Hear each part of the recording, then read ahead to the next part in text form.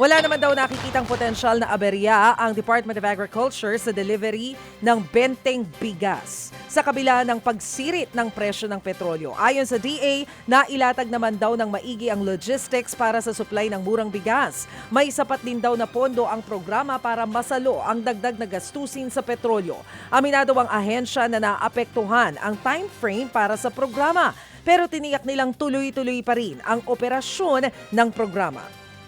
Samantala, isa pong sugatan matapos ang nangyaring pamamaril ng armadong grupo malapit po sa konsulado ng Israel sa Istanbul sa Turkey.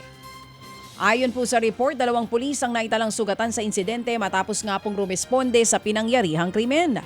Hawak na ng mga otoridad ang nasa likod ng pag-atake. Sa investigasyon, gumamit ng matataas na kalibre ng armas ang mga nasa likod ng nasabing pag-atake.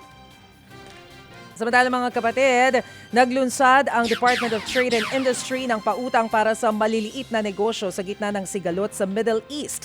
Layo ng ahensya na magpahiram ng puhunan sa mga maliliit na negosyante para mapalakas at mapalaki ang kanilang operasyon sa kabila ng krisis. Sa ilalim ng 4 na bilyong pisong MSME Business Fund ng ahensya, maaaring makahiram ang mga negosyante ng 30,000 piso hanggang 20 milyong piso na pwedeng bayaran sa loob ng 5 taon.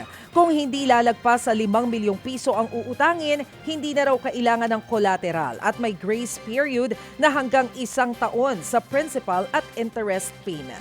Mga kapatid, para sa iba pang mga balita at impormasyon, sundan niyo po kami sa X, Instagram, Facebook at syempre sa TikTok, True Network PH. Mag-subscribe din po kayo sa aming YouTube channel, True Network. May website din po tayo, truenetwork.ph, at pwede niyo rin po kaming mapanood sa Channel 19 ng aming True FM TV. Lagi pa rin makinig sa radyo dito po sa 105.9 True FM dahil dito, laging true sa'yo, kapatid.